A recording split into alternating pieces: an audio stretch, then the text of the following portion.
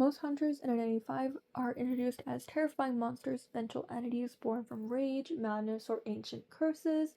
But when you look beneath the horrifying mask of Finsen Hunter, also known as a dentist, you don't find a pure villain. You find a tragedy. Finsen wasn't just a victim of his own twisted obsession, he was a victim of a meticulously planned corporate execution. Corporate? Yes. Elitist manner. He was a man who, in his final moments, chose to act like a true doctor and hero and protect children, only to be drowned in a swamp by a panicked, manipulated mob. But who actually sealed his fate, and why did the elitist manner want him dead? Welcome to the Identity 5 Psychology Office. Today we are deep diving into Finsen Hunter's lore, and we're going to examine how his unethical experiments collided with a sinister manor conspiracy, and why he might just be one of the most heartbreaking characters in the entire game. To understand Finsen's downfall, we have to look at how he started. He was born with a unique condition, a congenital insensitivity, CIPA. Because he couldn't feel physical suffering in the way others did, his perception of human anatomy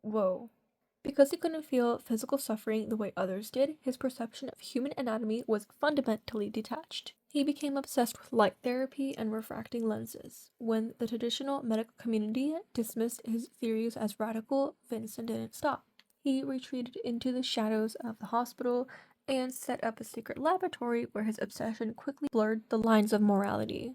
His lore hints that he began harvesting teeth from patients, and night watchmen reported seeing him drag heavy garbage bags out into the swamp behind Sacred Heart Hospital. To the outside world, his path was paved with deceit and guilt, but he wasn't just operating in a vacuum, he had a benefactor.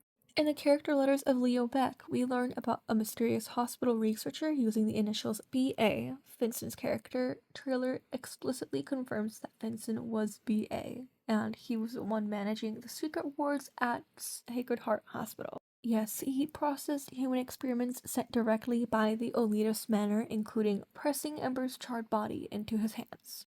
Alright, let's get into awesome, amazing Orpheus. Now, we obviously know Finsen was absolutely guilty of severe medical malpractice, but he did not cause the massive crisis that ultimately ended his life. That was entirely engineered by the manor. By 1897, the human experiments at Sacred Heart Hospital were drawing too much local attention. The manor needed to tie up loose ends and erase the paper trail. Transaction records and correspondence were destroyed, but physical evidence remained, and a public panic was brewing over disappearing patients. Now, my favorite person. Under the manor's influence, Orpheus began serializing a fictional novel in the newspaper titled Asclepius, Vanished in the Swamp, whatever. This book wasn't just entertainment, it was weaponized propaganda. Big surprise, Orpheus.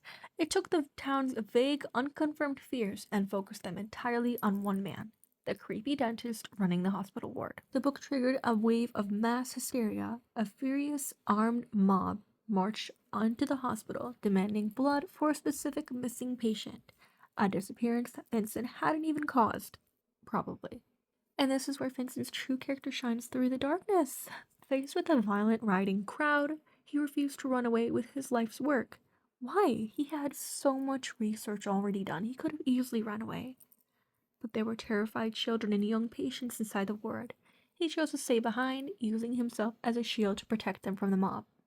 On top of that, he refused to confess to a crime he didn't commit, and in return, the lawless crowd dragged him out, paralyzed him in the back with scissors, and brutally drowned him in the mud of the swamp.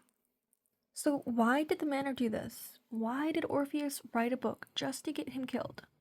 Because elitist manor doesn't just hire hunters, they manufacture them. And Orpheus sucks. The entities running the manor games look for individuals with complex, fractured souls. And Finsen was the perfect target. By forcing a morally gray man who genuinely cared for his young patients to be utterly betrayed by the society he thought he was curing, the manor created a good mix of absolute despair, grief, and rage. Now, Finsen's agonizing heartbreak twisted his body and mind, transforming him into the monstrous phantom we see today. The manor didn't just cover up their crimes, they recycled their cleanup crew into an unstoppable executioner for Game 4.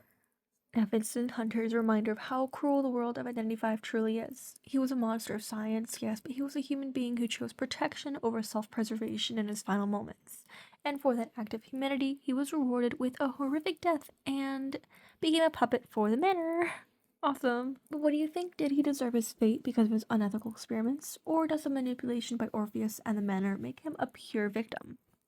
Let me know your theories in the comments and look out for more analysis. Bye bye!